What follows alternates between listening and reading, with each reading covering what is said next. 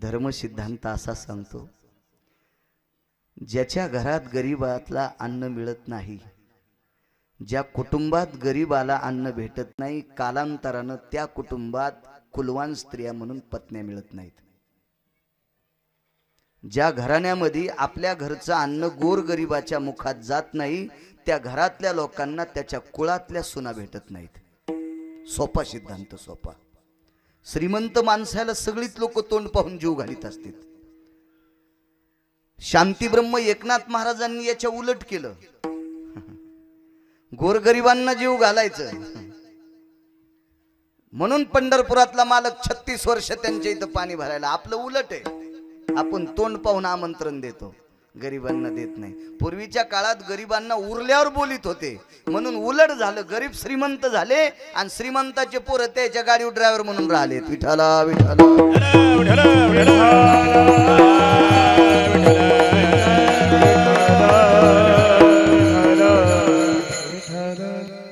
त्या स्वयंसेवकांनी त्या चटईवर बसलेली पोरं, हे उडा रे, उडा उडा उडा उडा. मोठ्या माणसाचे सेवक होते. पटपट पटपट पोरं उठले. मोठाली माणसं त्याच्यावर बसले. पोरं उठले. मंडपाची सावली पलीकडे गेलेली होती, त्या सावलीत लेकरं जेवायला बसले. दुःख काही नाही, उठवायला नव्हतं पाहिजे, पण उठले. पात्रावून उठवण्याचा फार मोठा गुन्हा आहे. तो अन्नपूर्णेचा अपमान आहे. बसली ती पोरं जेवायला. जी श्रीमंत माणसांच्या पंक्तीला त्याच्या पात्रात जी पदार्थ होती तीच पदार्थ त्या पोरांना होती. काका त्याबद्दल काही दुमत नाही. जेवली पोरं. एक मुलगा गुलाबजामुन खात होता. त्याच्या मित्रांनी सांगितलं, श्याम तू 8-10 गुलाबजामुन खाल्लेस रे, पाणी कधी पितोस? त्यानं सांगितलं, गुलाबजामुन फक्त नावच ऐकलं, खाण्यासाठी आज भेटले, खाऊ दे. पाणी कधी पितोस? पिता येईल म्हणे पाणी कधीतरी. काय परिस्थिती असेल कल्पना करा. काहीच खाल्लं नाही दुसरं. 10-15 जामून मागून खात राहिलं. जेवढी गोड पदार्थ होती तेवढी भेटत नाही तरी गरीब माणसं येतात. यथेच्छ तृप्तीचा ढेकर दिला. दुःख एक झालं नंतर ह्या मोठ्या माणसांनी त्या पंक्तीतून उठवल्याच्या नंतर त्यांच्या ज्या बुट चप्पल होत्या त्या इसकटल्या. चटई खाली गेल्या, इकडे गेल्या, तिकडे गेल्या. त्याचा पत्ता नाही, कुठं सापडत नाही. पुन्हा चटई उचका होतं. मोठ्या माणसाचं लग्न, ते स्वयंसेवक गचंडे द्यायचे. 2 लेकरांचे सापडत नाही. नेमकी गरीबाचीच लेकर होती ती. निघाली तशीच पायी पायी पायी पायी पायी. ऊन म्हणते मी. ह्या तेजस्वी कडकडत्या उन्हामध्ये तेवढं गोडधोड पदार्थ खाऊन, तेलकट तळली वळलेली पदार्थ खाऊन घराकडे निघत होती. ऊन तापलेलं होतं, जमीन तापलेली होती. लहा करत होतं सगळं शरीर. पायात चप्पल नाही, चिमुकली लेकर, 5वी-6वीची लेकर. पाय तापल्याच्या नंतर अशी चिरचिर असं अंतकरण तुटायचं आणि पुन्हा झाडाखाली जाऊन उभे राहायचे. थोडे पाय शीतल झाले की पुन्हा पळत राहायचे. अर्धा किलोमीटर गाव राहिलं. उपकार सांगते, देवाचे उपकार ऐकले तुम्ही, आई वडिलांचे उपकार पहा. एका झाडाखाली दुपारचं जेवण एक माऊली करत होती. ती लोकांच्या शेतात काळी कचरा याचायला होती. रस्त्याने पळणारी मुलं तिनं बघितली. तिच्या लक्षात आलं आपली लेकरं आहेत. आवाज दिला, ए रामश्याम. पळता पळता पाहिलं तिनं दोघांच्या पायात काहीच नाही. ती झाडाखालनं उठली, पायात चप्पल घातली, मातीच्या कळशीतलं गाडग्यातलं पाणी घेतलं आणि रस्त्याकडे धावली. पटकन पायातल्या दोन्ही चपला काढल्या आणि 2 पोराकडे 2 फेकल्या. एका चपलावर एक उभं राहिलं आणि हातात पाण्याचा तांब्या होता. तिने एक जणाकडे तो तांब्या केला. त्यानं पाणी पिलं. अर्ध उरल्याच्या नंतर दुसऱ्याला दिला. कळालं तुम्हाला? जिने आधी पाणी ज्याला दिलंय का ते तिचं पोरग होतं. आपुलियाचा कळवळा आणि कबाळावरी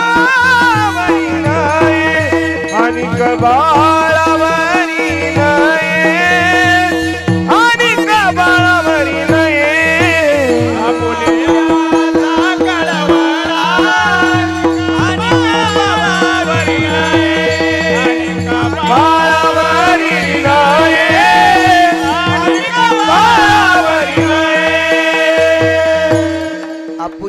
सूर्याचा कळवळा आणि का बाळावरी नये. पाणी दोघांनाही दिलं, त्याबद्दल दुमत नाही, पण आधी ज्याला दिले ते तिचा मुलगा होता आणि नंतर ज्याला दिले तो शेजाऱ्याचा मुलगा होता.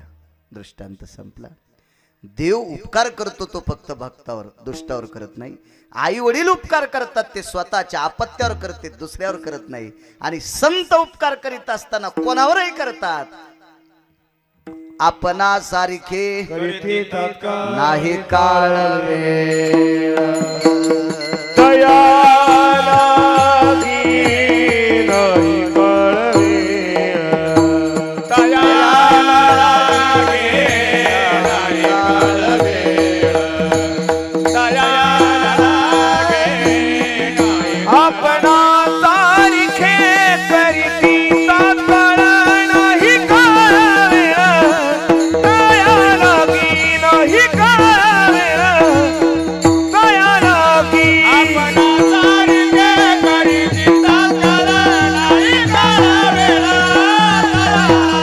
नाही काळ वेळ. दया लागी. फरक आहे. संत मात्र कोणावरही उपकार करतात. एक दोन पुरावे तुमच्या समोर नमूद करतो. मोठ्या श्रद्धेने, मोठ्या अट्टहासाने, मोठ्या असीम प्रयत्नाने आजचा हा माऊंद्याचा कार्यक्रम मला असं वाटतंय साईराज यात्रा कंपनी, या साईराज यात्रा कंपनीमध्ये त्यांच्या मार्फत त्यांनी ज्या सुखसोयी दिल्या, त्या यात्रा कंपनी मार्फत बऱ्याच लोकांना माझ्या तीर्थराजांचं दर्शन झालं, तिथल्या देवतेचं दर्शन झालं, तिथल्या अधिष्ठानाची फलश्रुतीचं प्राप्तिस्थित झालं.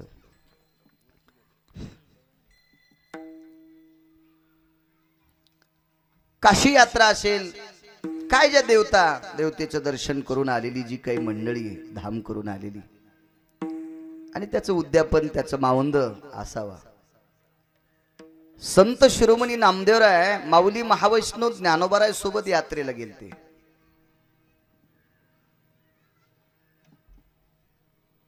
तर ब्रह्मांडाचा मालक ज्या साधूच्या हाताने जेवत होता, ज्या साधूच्या हाताने दूध पित होता, नामदेवा हाती दूध प्याला, ही नामदेवरायाची व्याप्ती. तरी पण त्या नामदेवरायांना सुद्धा मावंद करावं लागलं. ते केलं कोणी, काय तुम्ही लक्षात घ्या, पुढे वाचत राहा. ते काय सांगायला मी गुत्त थोडं घेतलंय, पण नामदेवरायांना सुद्धा मावंद करावं लागलं.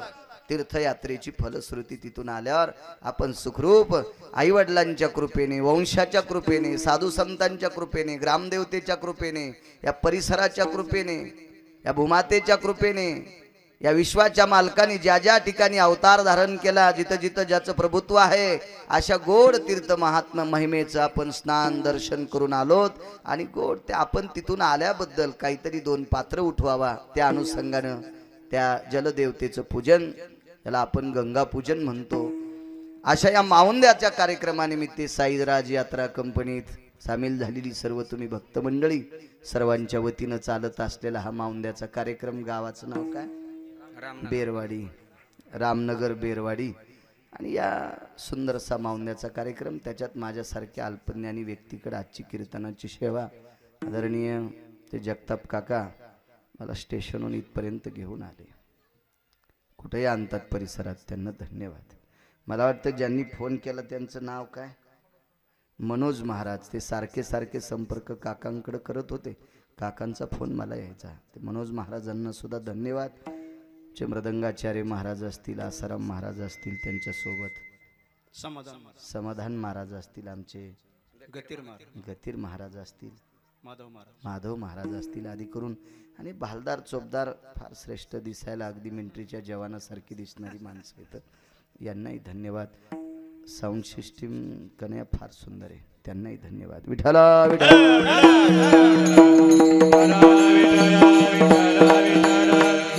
काय उपकार आहेत संतांचे. तुम्हा मला जन्माला घालणारा जगाचा मालक विधाता आहे, सत्य लोकाचा मालक विधाता. आपण त्याला ब्रह्मदेव म्हणतो, चतुरानंद म्हणतो. अशा विधात्याच्या अंतकरणात एक शंका होती, ब्रह्मदेवाच्या अंतकरणात शंका होती. या सृष्टीवर जीव सृष्टी मी निर्माण केली, काय सांगू आता संतांची उपकार. आणि माझ्याकडनं कळत नकळत काय असेल त्याच्यात एक पाप घडले, एक चूक घडली.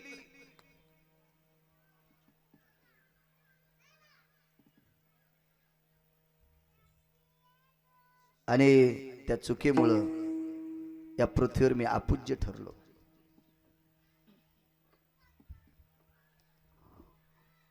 माणसं असा विचार करत असतात, मी थोडासा अपराध केला तर माझ्यावर हे संकट, समोरच्या माणसाचं किती पाप आहे. दुसऱ्याचे गुणदोष काढण्यात माणसं बेजार असतात.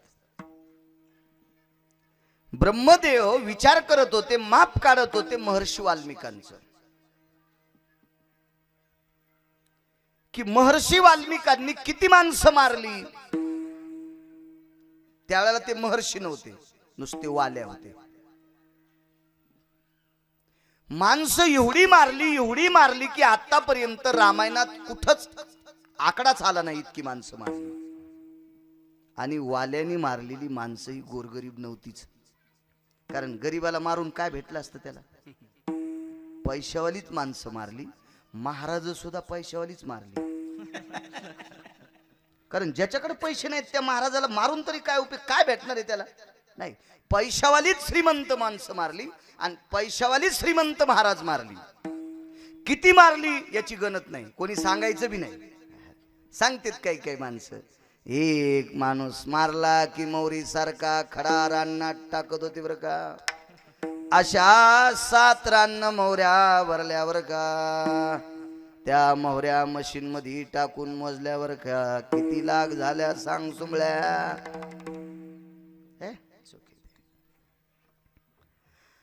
विचारलं पराशरांनी एके दिवशी, किती माणसं मारले.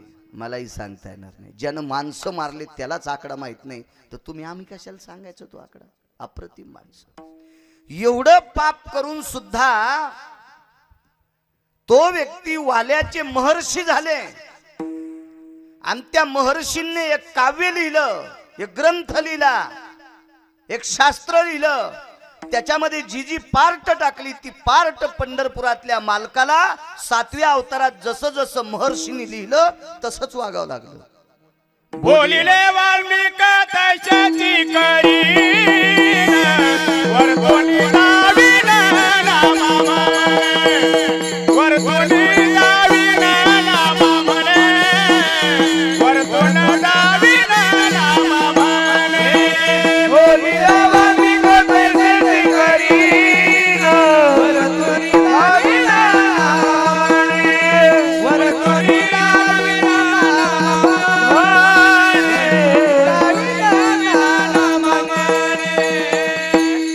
ज्याप्रमाणे महर्षी बोलले त्याप्रमाणे विटेवरच्या मालकाला वागावं लागलं. एके दिवशी विधाता महर्षी वाल्मिकाच्या आश्रमावर पोहोचले. महर्षी वाल्मिकांच्या आश्रमावर काही शिष्य होती. ती चिमुकली शिष्य अशी आश्रमाच्या बाहेर खेळत असतील, काही फुलं आणण्यासाठी फळं आणण्यासाठी फिरत असतील. तेवढ्या अवकाशात विधाता आले. काय सांगू आता संतांचे उपकार. विधात्याला पाहिल्याबरोबर त्याच्यातली एका विद्यार्थ्याने विचारलं, को भवा, कोण आपण. मी विधाता आहे. ठीक आहे, काय काम. या आश्रमातल्या महाराजांना मला भेटायचे. थांबा म्हणे, आमच्या गुरुजींना विचारतो, ते वेळ देतात का बघू आपण.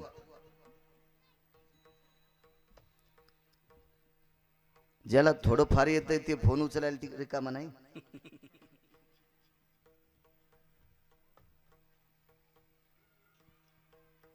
ज्याचा संध्याकाळचा ठिकाणा नाही त्यानं कपडे ताईट घातल्यावर बाहेर कोणाला मोजीत नाही, रामराम घालीत नाही.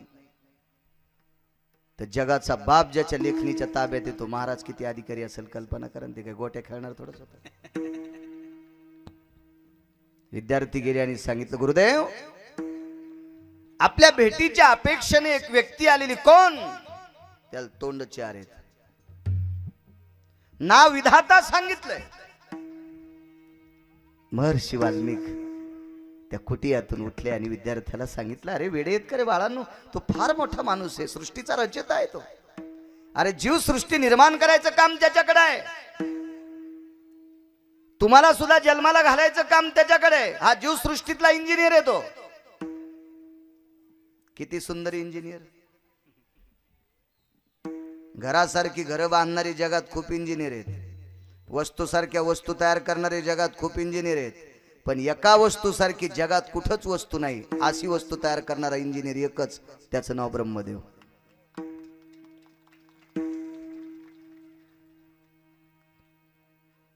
जर एका माणसासारखा दुसरा, माझ्यासारखा जर दुसरा कोणी असता तर माझी प्रॉपर्टी माघारी चिकली असती किंवा मी त्याची इकली असती. अंगठ्याचा थंब दिला की भारतात एका अंगठ्यासारखा जगात पुन्हा कोणाचाच अंगठा नाही. काय इंजिनियर असेल. दृष्टी एकासारखी जगात कोणाचीच नाही. काय चेहऱ्यात बदल, काय काय रचयिता असेल तो विधाता. कोणाला गोरा रंग, कोणाला सावळा रंग. असा एखादा डॉक्टर आहे का? एखाद्या माऊलीच्या पोटात बाळ वाढत असताना त्याने इंजेक्शन दिल्यावर लेकरू गोरं होतंय. तसं जर डॉक्टरकडे औषध असतं तर डॉक्टरला काळे पोरं झालीच नसते.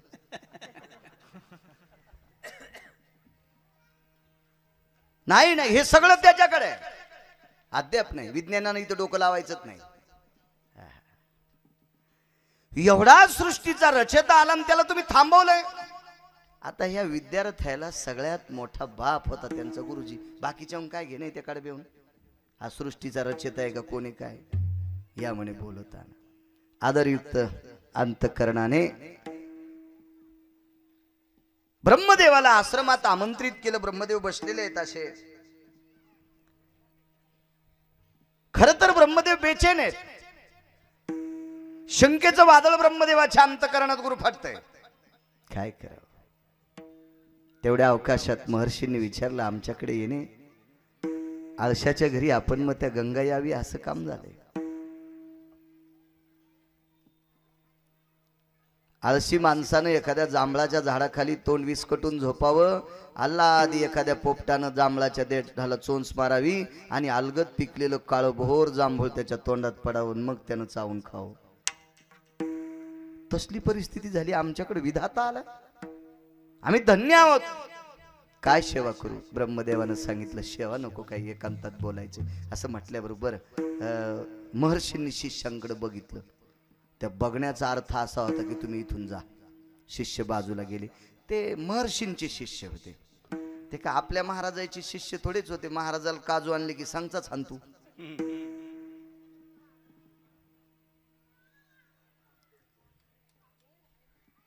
काय काम, काय नाही. एक विचारू का, तुम्ही माणसं किती मारली? नाही, मला काय सांगता येणार नाही किती माणसं मारली, किती खून केले, नाही सांगता येणार. पाप, माझ्याकडचं पाप मोजायला विधाता तुमच्याकडे तराजूच नव्हतं. ब्रह्मदेवानं सांगितलं, मला ते कळतंय, तुमचं पाप मोजायला इतक्या पापाच्या राशी झालत्या, इतक्या पापाच्या राशी झालत्या की तो पाप मोजण्यासाठी मी तराजूच केलं नाही. ज्या ज्या तराजूत तुमचं पाप मोजलं ते तराजूच्या दांड्याही मोडल्या, त्याच्या साखळ्याही मोडल्या, त्याची प्लेटही मोडून गेली. सगळं तुटून गेलं ते तराजू, सगळं तुटून गेलं. तराजूच नाही माझ्याकडे तुमचं पाप मोजण्यासाठी. विठाला विठाला विठाला विठाला. मग एवढं पाप करत असताना जगाचा मालक तुमच्या लेखणीत राहतो. वर्तोनी दावीन नामा म्हणे. जसं जसं तुम्ही लिहावं तसं तसं तुम्हाला वागावं लागलं. लेखणीची ताकद किती मोठी होती सांगू वाल्मिकाच्या.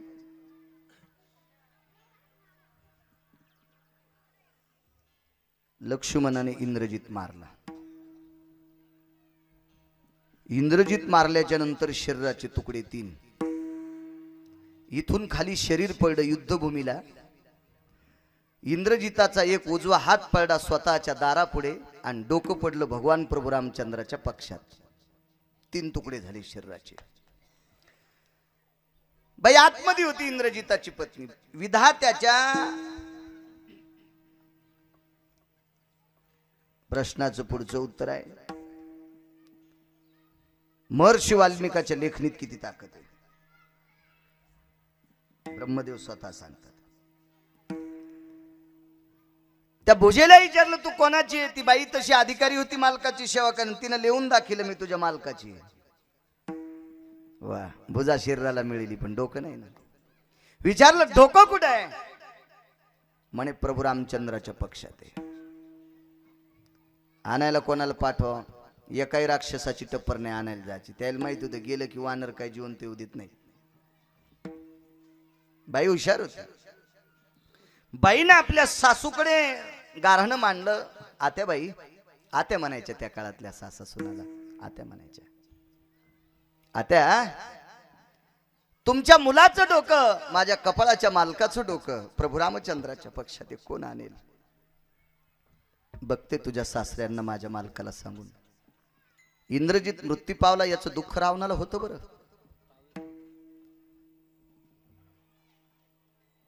मंदोदरीने सांगितलं, धनी मालक, आपल्या बाळाचं डोकं प्रभू रामचंद्राच्या पक्षात. रावण म्हणला माझ्या देखता त्याला प्रभू म्हणायचे. हे रगील होत. काही माणसाचा मनका गेला पण तनका गेला नाही. रावणाला गर्व फक्त संपत्तीचा होता, आणि संपत्तीचा गर्व असल्यामुळे घड्याळाचे काटेच बघितले नाही. आज अशी माणसं आहेत 10-5 कोटी जवळ असल्यावर ते घड्याळाचे काटेच बघणं. त्याचे काटे त्या दिवशी दिसतात, त्या दिवशी यायचे गुडघे मोडलेले असतात आणि पैसे पोट्ट्याने ताब्यात घेतलेले असतात. हे नुसताच मेला गद्यावानी वजू वाहू. माझ्या देखता त्याला प्रभू म्हणते, शब्द वापस घेते. पण रामचंद्राच्या पक्षात इंद्रजिताचं डोकं आणायला कोण जाईल? ते देत नाही. मी जाऊ? रावणानं सांगितलं तू जर गेलीस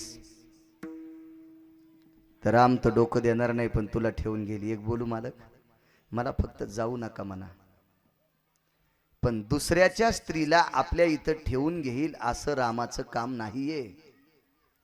राम असं ठेवत नाही कोणा स्त्रीला. दुसऱ्याच्या स्त्रीला पूजनीय मानणारं रामाचं काम आहे. रामप्रभू अद्याप एखाद्या स्त्रीवर अन्याय करणार नाहीत. मला फक्त इतका आदेश द्या की जाऊ नका म्हणा. पतीची या मता अनुसरो पतिव्रता. मी तुमचा शब्द प्रमाण मानणारी आहे, तुमच्या शब्दाच्या पलीकडे जात नाही. म्हणलो तरी फार हुशार होती, सात्विक सदाचारी पतिव्रता स्त्री होती.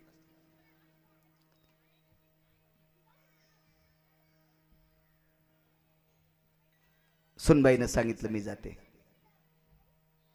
रावण म्हणे तू जातेस तो ठेवून घेईन. मालक, माझ्या मालकाचं शिरा आणण्यासाठी जाते. तुम्ही तुमच्या पत्नीला आदेश करा, मी तुमची सोने सुलोचना. मी जाईल. गेल्या सुलोचना गेल्याच्या नंतर एका सुंदरशा ताटामध्ये मखमली कपड्यानं झाकलेलं इंद्रजिताचं डोकं होतं. वाल्मिकाच्या लेखणीत किती मोठी ताकद आहे, काय सांगू आता संतांचे उपकार. डोकं असं पाहिलं. डोकं बघितल्याच्या नंतर खत खत खत खत खत खत खत खत ते शिर हसू लागलं. कशामुळे हसलं माहिती? तिनं सांगितलं, एवढे मोठे तुमचे पिता, 14 चौकड्याचं स्वराज्य तुमच्या वडिलांकडे, 16 प्रधान प्रस्तादी प्रधान होते, 33 कोटी देवता बंदीत टाकल्या. विधाता तुमच्या घरची पूजा करायला, सूर्य तुमच्या घरचे दिवे लावायला, वारं तुमचे रस्ते झाडायला, चंद्र तुमचं इंधन होता. इंधन म्हणजे फॅन, कूलर, एसी. कुंभकर्ण तुमचा काका. एवढे मोठे असताना तुम्हाला वाचिलं नाही? ऐका मालक, ऐका, या ठिकाणी जर माझे वडील असते तर तुम्हाला मरू दिलं नसतं. ते खतखत हसलं. ते म्हणलं तुझ्या बापानं तर काटा काढा. मग लक्ष्मणजीच्या लक्षात आलं, मारलं मीन, बाप कस काय म्हणते. मग लक्षात आलं, इंद्रजित आहे, सुलोचना ही लक्ष्मणाची कन्या आहे, शेषाची.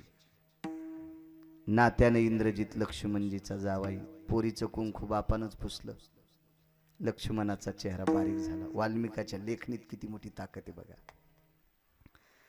आणि मग लक्ष्मणाचा चेहरा बारीक झाल्यावर प्रभू रामचंद्राला विचारलं, काय दुःख? काय नाही म्हणे, स्वतःच्या हातानं जावाई मारला आणि पोरीचं कुंकू पुसलंय. इच्छा काय? इंद्रजित उठवायचा. प्रभू रामचंद्र म्हणले काय हरकत नाही, आपण इंद्रजित उठवू. लक्ष्मणाचं आणि रामचंद्राचं भाष्य वानरायनं ऐकलं. हुशार होते वानर. म्हणून तर प्रभू रामचंद्रानं वनवासात वानरायशीच मैत्री केली. माणूस एकही नेला नाही. आधा कदा 10-5 माणसं जर अयोध्येतले सोबत नेले असते ते हे रावणाला मिळाले असते आणि युद्ध राम हारले असते. इमानदार वानर नेले म्हणूनच राम युद्ध जिंकले. नाहीत माणसं आमिषाला बळी पडते. सकाळी एकाचं खातेल, दुपारा एकाचं खातेल, दणका चौथ्याला छानतेल. ते वानर होते निष्ठावंत. ते वानरांनी एका वानरांनी दुसऱ्या वानराला सांगितलं विठ्ठल विठ्ठल विठ्ठल. कार्य म्हणे आपण या रामप्रभूच्या प्रेमाकरता युद्ध करतो आणि हे तर शेवटी त्या इंद्रजिताला मिळाले. त्याच्यातले एक वानर म्हणलं येईल बोलून काय फायदा नाही. आपल्याला ज्यानं याच्या पक्षात आणले त्या मुखियाकडे चला. त्याचं नाव मारुतीराय. खेळिया माझी हनुम्या शाना. त्या मारुतीरायकडे चला म्हणे. गेले मारुतीरायकडे सांगितलं हे पाहून सुद्धा हे मारुतीराय, हे अंजनी नंदन, हे केशरी नंदन, हे वायुनंदन. ते म्हणले काय बसबस लावली रे, शांत बसा ना. काय किरकिर किरकिर किरकिर लावली. चट इचकलं म्हणले तिकडे. इथं किरकिर म्हणायला आम्हाला काय इचकलंय. राम म्हणले इंद्रजिताला. कोण राम? श्रीराम. कोण श्रीराम? आपला राम. कोणता आपला राम? कौशल्य राम. अरे बापरे. मारुतीराय म्हणले कौशल्य पुत्र राम, दशरथ पुत्र राम इंद्रजिताला उठणार असं कसं शक्य? ऐकून आलोत म्हणे. आम्ही काय लोकांचं सांगितलेलं ऐकत नाही. कानानं ऐकलं डोळ्यानं पाहिले म्हणणारा. मारुतीराय गेले प्रभू रामचंद्राला विचारलं देवा इंद्रजित उठवायचा? हो. कशामुळे? इंद्रजित आमचा जावाई आहे, लक्ष्मणाचा जावाई. लक्ष्मणाचा जावाई त्यार्थी माझा जावाई आहे. ठीक आहे. बर बर. इंद्रजित तुमचा जावाई. मग रावण कोण? नातं सांगताय ना तुम्हाला. रावणाचा मुलगा जर प्रभू रामचंद्राचा जावाई तर मग रावण कोण? इवाई. मग रावणाची सीता कोण? इन. मग युवाने विनीला पळून नेत असते तर शब्द जरा कठीण वाटत असेल तुम्हाला नाही का? पण मी माझ्या घरचं थोडं सांगायलो, पुराण सांगायलो. काय वाटलं असेल प्रभू रामचंद्राला ऐकत असताना? गेही नाम ममे शुक्रिया नाम यज्जायते न ममा गोत्राविन सकल स्थितेषु मम कर्तव्यानि भंगानाम. काय करायचं हनुमंता तुम्हाला? आमच्या गोत्रात काय घडतंय ते नाही ना म्हणे देवा. आम्ही इमानदारीनं अंतःकरणपूर्वक तुमच्या पाठीशी झेंडा घेऊन उभे आहेत मागे पुढे तुमच्या. आणि तुम्ही शेवटी असं आपटू आपटू मारले या राक्षसाईनं आम्हाला. आणि आता तुमचं युवा जावायचं नातं लागलं. कातडे काढे त्या राक्षसाईनं आमचे. उठणार तुम्ही? होय उठणार. महर्षी वाल्मिकाच्या आश्रमावर उड्डाण. वाल्मिकाच्या आश्रमावरचा रामायण नावाचा ग्रंथ काढला आणि त्याच्यातला एक श्लोक काढून आणला आणि प्रभू रामचंद्राच्या पुढे टेकला. उठवायचा का बघा. तो श्लोक वाचिल्याच्या नंतर डोळे भरून आले आणि लक्ष्मणजीला सांगितलं लखन उठविण्याची ताकद माझ्यात आहे पण उठवावा असं ह्या म्हाताऱ्याने लिहिलंच नाही. कोणी लिहिलं नाही? वाल्मिकानं. आणि ताकद कोणात होती? पंढरपुरातल्या. पण पंढरपुरातला मालक वाल्मिकाच्या लेखणीच्या बाजूला जातच नाही. याचं आश्चर्य तुम्हा मला नाही. ज्यानं सृष्टी निर्माण केली त्या विधात्याला वाटलं का हो मी थोडंसं चूक केलंय. म्हणले थोडी चूक नाही. वेदार्थाचा गोवा कन्याभिलाष वेदिना यायचे सांगितलेले तुमचं चुकलंय महाराज. बरं ठीक आहे चुकू द्या. तुमच्या इतकं चुकलंय. मग एवढी चूक करून तुम्ही वाल्याचे महर्षी होता आणि तुम्ही लिहिलेल्या लेखणीत जगाचा बाप वागतोय. नेमकं तुमचं झालं कसं? शांत बसा म्हणले. कसं झाले ते आतमध्ये चला. मधामध्ये गेले ते एका सुंदरशा गजचर्मावर किंवा व्याघ्रांबरावर किंवा मृगा आसनावर एक सुंदरशी बावनिया चंदनाची मूर्ती होती. बावनिया नावाचं चंदन. चंदनाच्या बऱ्याच जाती आहेत. रक्त नावाचं चंदन, मलयानिळू नावाचं चंदन, बावनिया नावाचं चंदन, ब्रह्मचंदन असे खूप चंदन आहेत. पण बावनिया चंदन एक सर्वात मोठं श्रेष्ठ चंदन आहे. तापलिया तेला बावनी चंदन शनैक बुंद शीतल करी. उकळत्या तेलामध्ये चिमूटभर टाकलं तर तेल थंड होतं. ही चंदनात ताकद आहे. त्याला बावनिया चंदन म्हणतात. अशा बावनिया चंदनाची एक सुंदरशी मूर्ती होती. ती मूर्ती होती देवर्षी नारदांची. महर्षी वाल्मिकांनी सांगितलं आमाप माणसं मारणारा मी, पण काही वेळापुरती या साधूची मला संगत झाली, या साधूनं माझ्यावर कृपा केली, या साधूनं माझ्यावर उपकार केले आणि म्हणून मी वाल्याचा वाल्मिक झालो. दृष्टांत संपला. कितीतरी माणसं मारणारा वाल्या, ज्याचं गणितच कशात सांगितलं नाही, एवढा खून खराबा करणारा वाल्या वाल्मिक किंकर वंदे केला, वंदे केला. वाल्मिक किंकर वंदे केला, वंदे केला. वाल्मिक किंकर वंदे केला, वंदे केला. वाल्मिक किंकर वंदे केला. ब्रह्मचाराची पदकिया पार वाल्मिक किंकर वंदे केला, वाल्मिक किंकर वंदे केला. ब्रह्मचाराची पदकिया पार वाल्मिक किंकर वंदे केला, वाल्मिक किंकर वंदे केला. मागच्या त्या कोपऱ्यातली ती लाल रुमालावाली जरशी इकडे सारखा बायकांना जागा अडचण होती, थोडीशी अशा अशा सारखा बसू द्या सावलीत, काय होत नाही ते. पुरुष मंडळी उजव्या साईडला सारखायचं, त्या साईडला. नाही पुढच्या इथली इथं अशीच राहू द्या, मागच्या सारखा फक्त आता ऐकून जागा. हे बा डाव्या साईडला ज्या महिला बसलेल्या आहे ना, कृपया विनंती आहे, पुरुषांना विनंती आहे का तुम्ही त्या साईडला सारखा, खाल्ल्या साईडला. आणि कृपया विनंती आहे, पाठीमागून महिलांना पुढे कार्यक्रमाला उपस्थित राहता येणार नाही. पुढचे माणसं राहू द्या असेच, कारण माणसं कीर्तनकाराच्या पुढे पाहिजे. सगळ्या बायका असल्यावर काय सांगायचे, यांना कळत नाही, ह्या नंतर येत्यात शेळ्यासारखं. वेळेत बसायला पाहिजे मस्त येऊन. सारखा इकडे मागची माणसं विढाला विढाला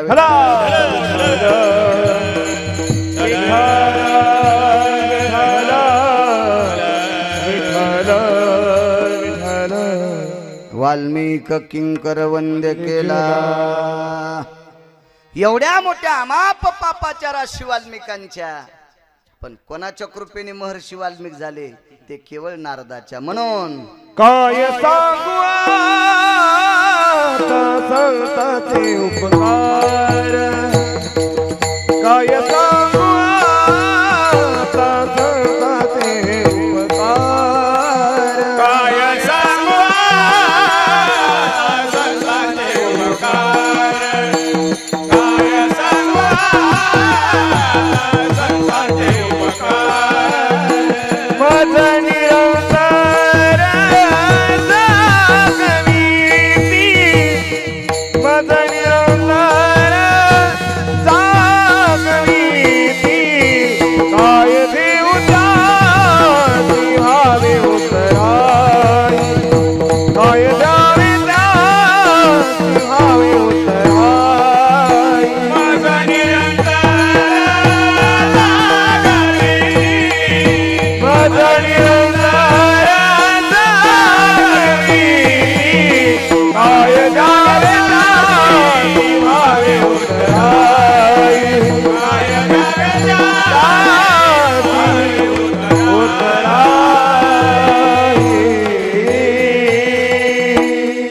काय कृपा आहे संतांची.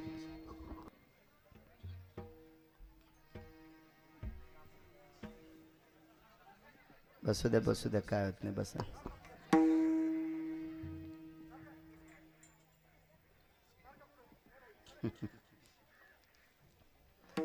काही महिलांना माझ्या उजव्या हाताला पण जागा आहे बरं का, इकून या बसायला. या या या बसा. 20 मिनिटं तर यांना गपचिक बसायलाच लावलं मी आधी आल्या. असं वाटत होतं ह्या माझं ऐकायला आल्यात का यांचं ऐकायला मला बोलले, तेच कळून गेलं सुरुवातीला. देवाने तुमच्याकडे 1-2 गुण शिल्लक टाकलेले, ते तुमचाही दोष नाही. विठ्ठला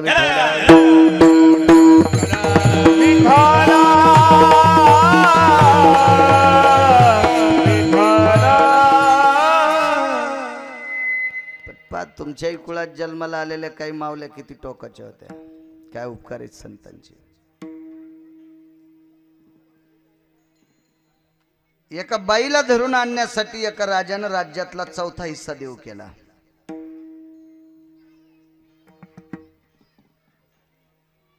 एका राजानं सांगितलं, जर मला ती स्त्री पकडून आणून दिली तर माझ्या स्वराज्यातला 4था हिस्सा तुम्हाला देऊन टाकतो. ती स्त्री त्या राजाला आवडलेली होती. काय सांगू आता संतांचे उपकार.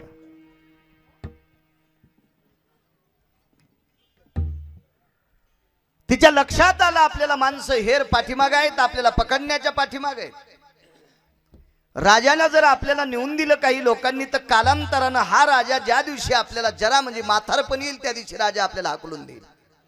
जोपर्यंत तारुण्य आहे तोपर्यंत आपल्याला किंमत आहे. बाई हुशार हुशार. त्या बाईनं गाव सोड आणि जंगलात प्रवेश केला. अख्खं जीवन जंगलात काढलं. त्या जंगलात पोचली असं काही लोकांना कळालं. लोकांना असं वाटत होतं की चला आपण या बाईला पकडून देऊ राजाला आणि राजाकडनं आपण द्रव्य घेऊ. पैसे जर कोणी देत असतील तर त्याच्यासाठी माणसं काही बी करायला तयार आहेत. राज्यातला चौथा हिस्सा भेटतो म्हणजे सामान्य आहे का? 43 जिल्हा परिषद सदस्याचं पद झालं ते. 43 जिल्हा परिषद सदस्य एकीकडे आणि एकटा राज्याचा चौथा हिस्सा एकीकडे. एवढी मोठी श्रीमंती भेटणारे फक्त एक मुलगी पकडून दिल्याच्या नंतर. म्हणून ती बाई जंगलात राहिली. पैसे भेटले माणसं. मी वयाचं माझं 28 वर्ष वय असताना मला एसटीचं हाफ तिकीट करून दिलं 200 रुपयावरच. माझ्याकडे अजून बी येते. मी खोटं कशा करता बोलू. माझं वय 28 वर्ष असताना एकही डोक्याचा केस पिकला नव्हता. आताही काही जास्त नाही, धोत्रामुळे म्हातारा दिसतो. आता 41 रनिंग आहे.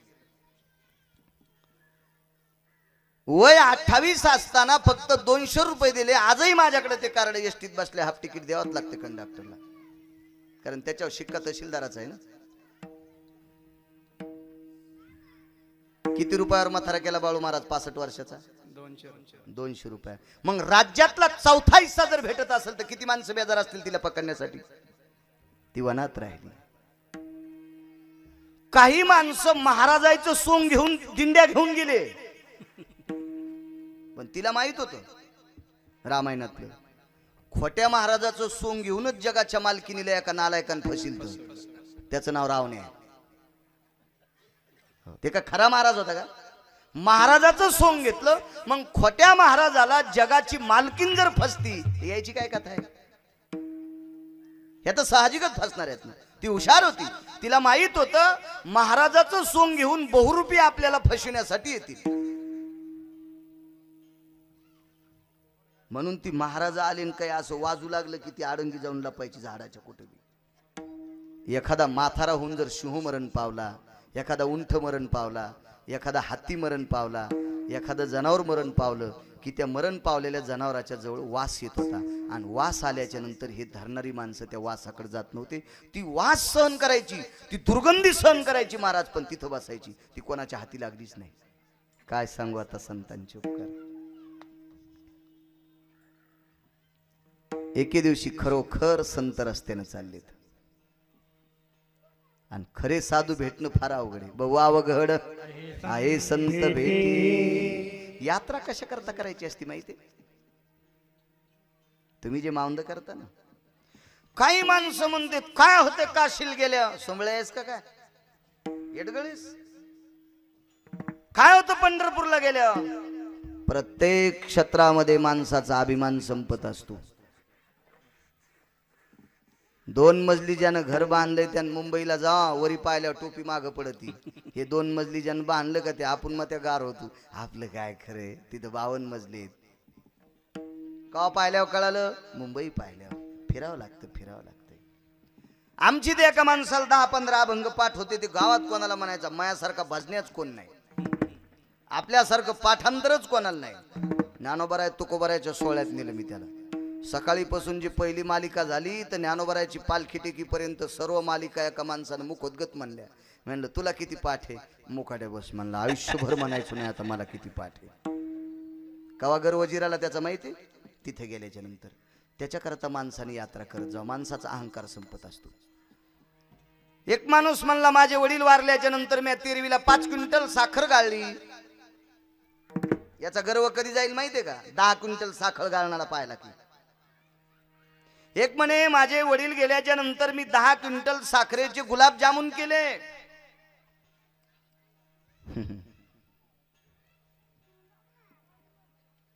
एका कार्यक्रमात गेल्याच्या नंतर अख्खा जिल्हा जेवायला होता. आपली 10 क्विंटल साखर काय करायची. एक म्हणला माझ्या मुलीचं लग्न मी इतकं मोठं केलं, इतकं मोठं केलं, इतकं मोठं केलं की बाप रे बाप रे, प्रत्येक माणसाला शरबत काचाच्या पेल्यात दिलं. ते असं मला सांगत होता. त्याच्या वास्तुशांतीचं कीर्तन होतं. त्याच्या वास्तुशांतीच्या कीर्तनात माधवराव शिंदेच्या मुलीचं लग्न सांगितलं. ग्वालियरचा राजा 550 क्विंटल साखर विहिरीत टाकली. 550 क्विंटल साखर विहिरीत टाकली आणि ते शरबतची पाईपलाईन मंडपात आणली. काचाच्या गिलासात नाही दिलं. ज्याला जितकं प्याचं त्यानं मशिवानी प्या. हे काचाच्या गिलासात देणारं गपचिक बसलं. त्यानं पुन्हा आयुष्यभर सांगितलं नाही महापुरुष लग्न इतकं मोठं झालं. याच्याकरता फिरायचं असतं, याच्याकरता यात्रा करायची असते. माणसाचा अहंकार संपत असतो यात्रेने. एक सुंदरशी अशी यात्रा चालली. त्या यात्रेमध्ये दिंडीमध्ये मोजकी माणसं होती. त्याच्यापैकी एक मुख्य व्यक्ती होती माऊली महावैष्णव ज्ञानोबराय. आणि जय जय रामकृष्ण हरी, जय जय रामकृष्ण हरी, जय जय रामकृष्ण हरी असा सुंदरसा ध्वनी चालत होता. तो ध्वनी तिच्या कानावर पडला. एरवी बहुरुपयाने केलेलं भजन वेगळं आणि निष्ठावंत वारकऱ्याने केलेलं भजन वेगळं.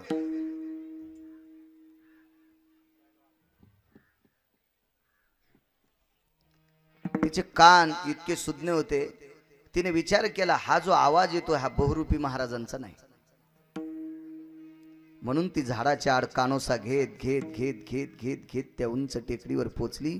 आणि टेकडीच्या पायथ्याला रस्ता होता. त्या पायथ्यानं माऊली महावैष्णव ज्ञानोबराय, निवृत्ती दादा, सोपान काका, मुक्ताई साहेब, अजून काय लोक असतील अशी रस्त्यानं चालत होते. तिनं बघितलं ज्ञानोबरायच्या चेहऱ्याकडे.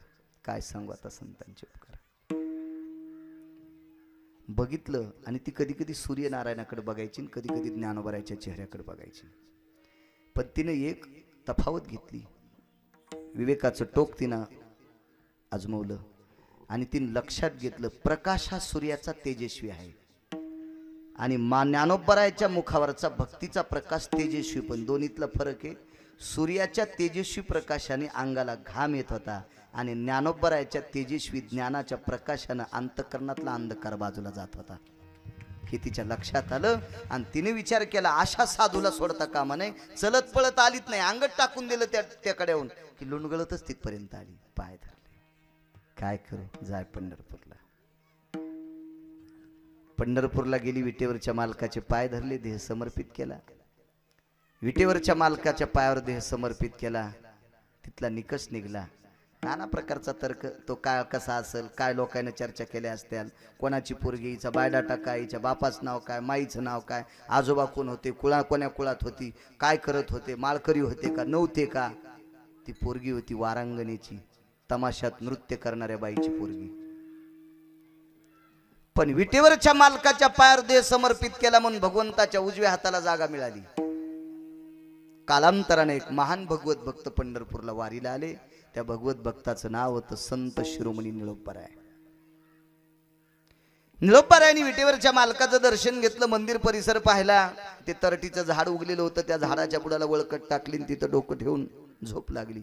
निळोबारायला झोप लागल्याच्या नंतर ज्या बाजूनं जो कान टेकलाय त्या कानातून रामकृष्ण हरीचा ध्वनी येत होता. त्या जागेतून निळोबाराय धडपडून उठले आणि विचार केला ही जागा रामकृष्ण हरीचा ध्वनी येतो, काय कारण आहे. या झाडाच्या सावलीखाली विचारलं त्या तरुला. ते तरू असा पाण्यानं लथपथलेला होता. त्या अर्थी ते झाड रडत होतं. त्याच्यातून स्त्रीचा ध्वनी आला आणि सांगितलं महाराज मी कान्होपात्रा नावाची स्त्री आहे. या ब्रह्मांडाच्या मालकाच्या पायावर देह समर्पित केला म्हणून मला देवाच्या उजव्या हाताला जागा भेटली. विश्वाची मालकीन डाव्या हाताला आहे. वामांगी रखुमाई दिशे दिव्य शोभा. विटेवरची मालकीन लक्ष्मी पैशाची मालकीन डाव्या हाताला आहे. मी वारांगणा वेशेची कन्या भगवंताच्या उजव्या हाताला आहे. निळोबारायांनी सांगितलं बाई हा एवढा अधिकार तुला पायामुळे भेटला होय, पण हे पाय तुला कोण दाखिले. माऊली महावैष्णव ज्ञानोबारायांनी. धन्य कानोपात्राजी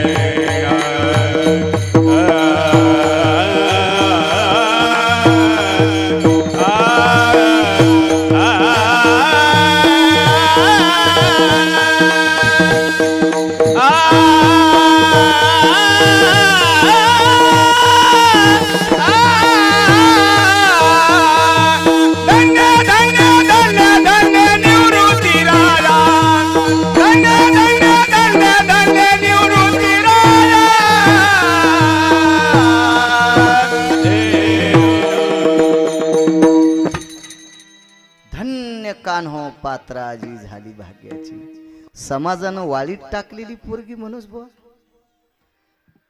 तुम्ही आम्ही सर्वांनी ज्याचा तिरस्कार करावा आणि माऊली महावैष्णव ज्ञानोबरांची कृपा झाल्याच्या नंतर विटेवरच्या मालकाने पहिला दर्शनाचा मान तिला द्यावा. आधी कानोपात्रेचं दर्शन घ्या, मग दर्शन घ्या. जगाच्या मालकाच्या दर्शनाचा मान जर तिला आधी प्राप्त झाला असेल तर ती माऊली महावैष्णव ज्ञानोबरांची कृपा काय सांगू आता. संतांचे उपकार, हे संतांनी उपकार केला की समाजानं वाळीत टाकलेली माणसं सुद्धा महाराज त्या टोकाला जातात. ही संतांचे उपकार आहेत. एक पुरावा सांगतो. माणसं जेवायचे, आपलं वेळेत संपवायचं आहे का नाही, 12:30ला संपून टाकू.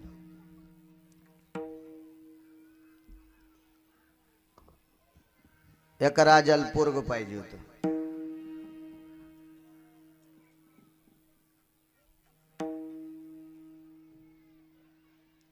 आणि बायकोल पोरगी झाली. काय तिच्या हातात आहे का पोरग घेणं? आणि असं जर कोणाच्या हातात असतं पोरगच पाहिजे तर पोरी हो दिल्या असत्या का? नाही. आणि तुमच्या पोराने कोणासोबत लग्न केले असते? झाडाय सांग का? माणसं सरळ नाही म्हणते.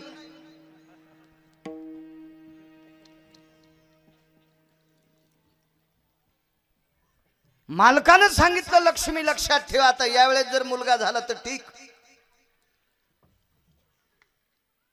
आणि मुलगा जर नाही झाला आणि मुलगी झाली तर तुला आणि त्या मुलीला पाण्यात टाकी.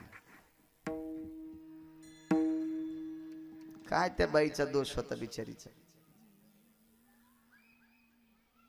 पण कर्म नो गहनो गती जगताप काका. त्यावेळेसही त्या महाराणीला मुलगीच झाली. प्रसूती झाली, बाळंतीण डिलेवरी. प्रचलित शब्द आहे ना ते, डिलेवरी सगळ्यात जास्त कळत आहे, प्रसूती शब्द कळत नाही. लय जणांना आपले शब्द फुकून दिले, दुसऱ्याचे बोखंडीवर घेतले.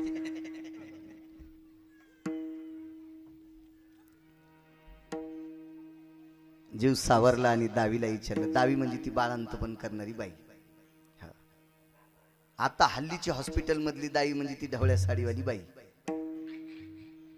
तिला दाई म्हणायचं. आपण तिला नर्स म्हणतो वाटते.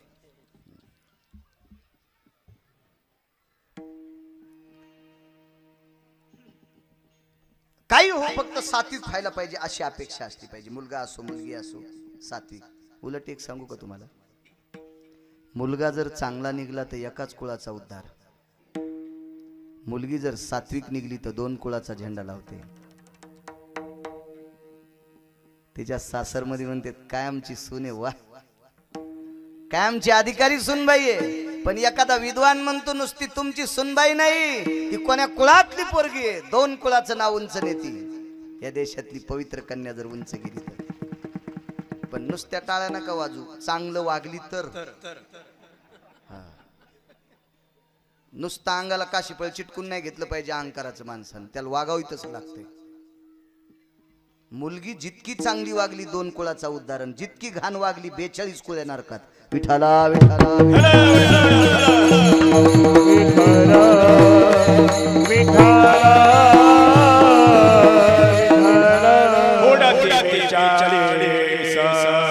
जाती नाक कान बुडती बेचारी, जाती नाक कान बुडती बेचारी, जाती नाक कान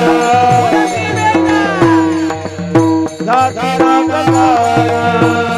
आंबोला केला तरी धावे मान, बुडती बेचारी जाती नाक कान, बुडती बेचारी जाती नाक कान, बुडती बेचारी जाती नाक कान. आंबोला केला तरी धावे मान, बुडती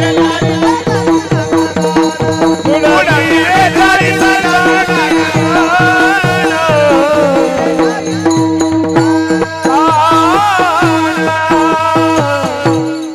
मी सांगितलेला पुरावा द्याला महाराजांनी. क्या बात आहे. 42 कुळ्या खलास, चांगलं वाटलं. आमच्या मित्राला पोरग झालं. आम्ही शाळेत सोबत शिकायला होतो. मला त्याच फोन आला, म्हणे बाळू मला मुलगा झाला. महाराज म्हणत होत, म्हणे महाराज मला मुलगा झाला हो. म्हणलं छान गोष्ट आहे, वा अभिनंदन, चांगली गोष्ट आहे, तुझ्या वंशाला दीपक झाला, मुलगा झाला. त्यानं पुन्हा फोन केला, महाराज मला मुलगा झाला. म्हणलं तू एकदा फोन केला ना, तुझं अभिनंदन केलं ना, झाला ना तुला मुलगा, चांगली गोष्ट आहे, ठीक आहे म्हणलं. तिसऱ्यांदा पुन्हा फोन केला, महाराज मला मुलगा झाला. आम्हाला काय वगैरे थोडी झाली, रकील ना मी, जगात जर्मनी, भारतात परभणी, परभणीत गिरगाव चरबट, तिथलं मी भूत, आम्हालाही लेकरं झालेत म्हणे. अहो तुम्ही समजूनच घेत नाही, काय समजून घ्यायचं म्हणलं, तीनदा सांगायला तू मुलगा झाला, तुला अभिनंदन म्हणलं ना. नाही म्हणे महाराज, एक माझी इच्छा आहे, माझा झालेला मुलगा मला तुम्हाला दाखवायचा. म्हणलं मला दाखवल्यावर काय होतंय? काय नाही, असं मला वाटतं की ते भविष्यात तुमच्यासारखा महाराज होईल. म्हणलं असं काही नसतं रे, संताची आप तर नव्हती संत, आमचंच पोरग महाराज होईल का, मला नेऊन इकील त्याचा मेळ लागेल. नाही तितकं नका हसू महाराज, आमच्यावर घेतल्यावर खसखस पिकती, हे फक्त तुमचं सांगायला लागलो मी. इतकं कसं इचकन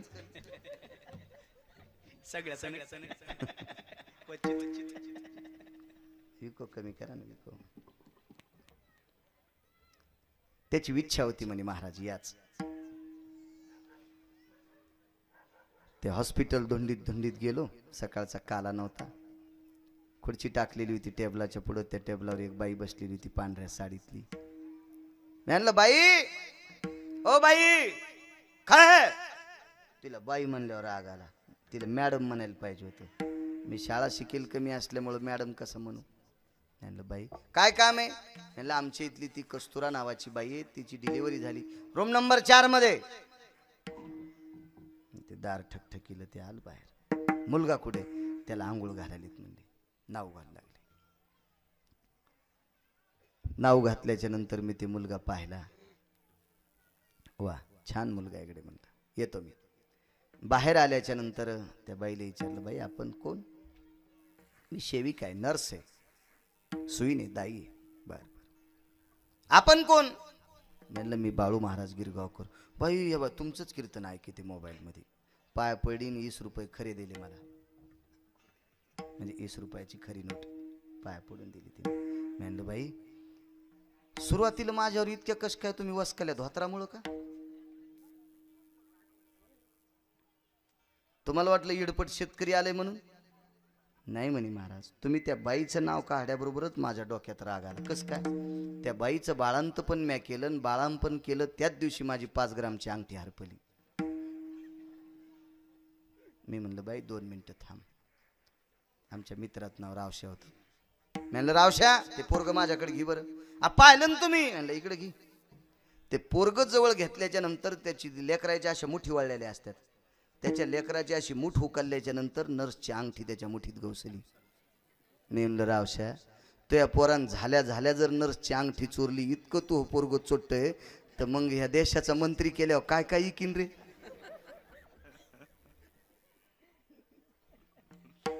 झालेत नाही, कसे झालेत याला महत्व आहे. झाले काय नाही.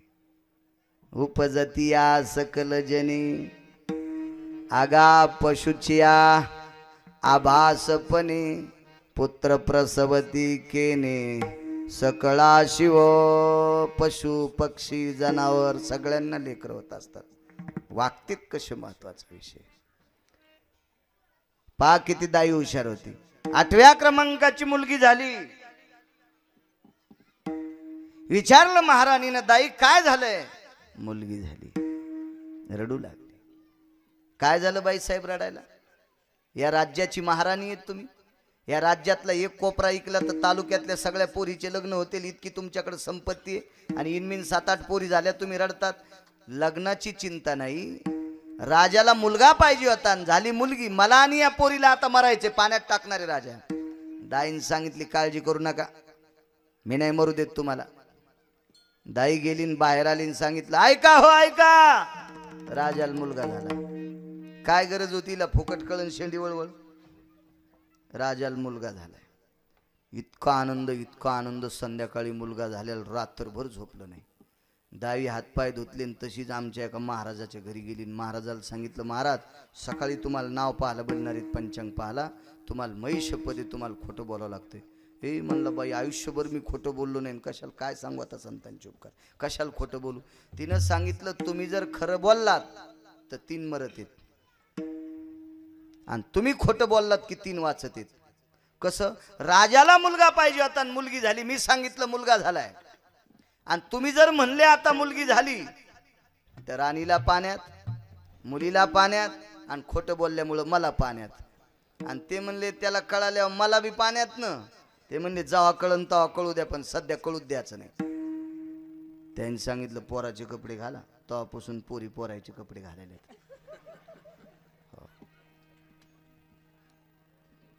एसटीत मी राम राम घातला, मुलगा समजून एक जणाला म्हणलं राम राम, थोत्तर फोडीन.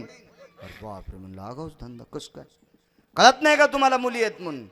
म्हणलं बाई तुम्ही कपडे घातले, फॅशन येते, असं नाही झालं म्हणा. येरी म्हणा इतका रिकाम आहे का कोणाला राम राम घालायला.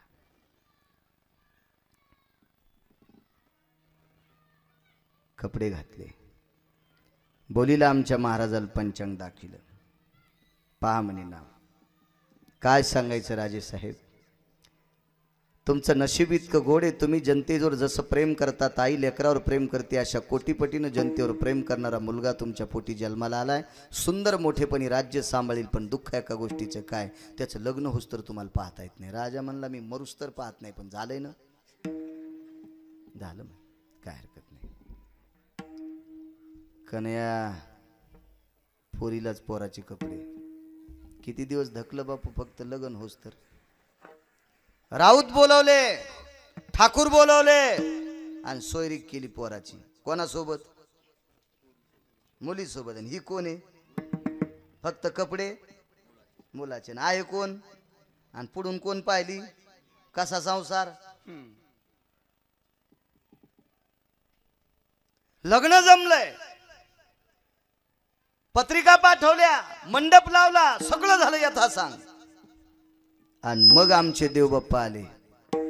राणी साहेबाला सांगितलं, राणी साहेब तयारी लग्नाची. हो म्हणले, तुम्हाला आहेर शिवलाय, फुकून घ्याला का. मला आहेर कशा करता, लग्न आहे माझ्या मुलाचं. राणी साहेब ध्यानात ठेवा, मुलगी आहे मुलगी, मुलगा नाही. अगो बाई, पहिली गाढवावर बसून धिंड माझी निघल. रातोरात 4 जणांनी प्रयाण केलं. खोटं बोलणार दाई, प्राण वाचण्यासाठी इतक्या दिवस अंतःकरणात ठेवलं ती राणी. आपले प्राण वाचावे याच्याकरता मुलाचे कपडे घालून वावरलेली ती मुलगी, आणि यांच्या तिघांचे प्राण वाचावे याच्याकरता खोटं बोललेला महाराज. 4 जण निघाले. हे आले प्रवरा संगम नेवाशाला. तुडुंब नदी भरलेली आहे, पोटाला दगड बांधलेत, आता उड्या टाकायच्यात. राजाने आपल्याला बेइज्जती करून शिक्षा घेण्यापेक्षा आपण स्वतः ह्या पवित्र गंगेमध्ये देह समर्पित करावा, असं मानस. तेवढ्या अवकाशामध्ये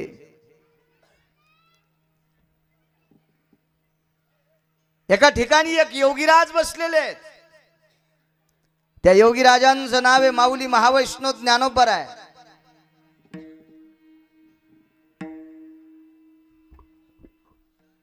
पाण्यात उडी टाकायची, तेजस्वी चेहरा आहे, नामाचं तेज आहे. ज्ञानांचे राजे ज्ञानोबराय. अशा तेजस्वी साधूकडे बघितल्याच्या नंतर त्या ब्राह्मणाच्या लक्षात आलं आपण या महात्म्याचं दर्शन घ्यावं. चरणावर दंडवत घातल्याबरोबर माऊली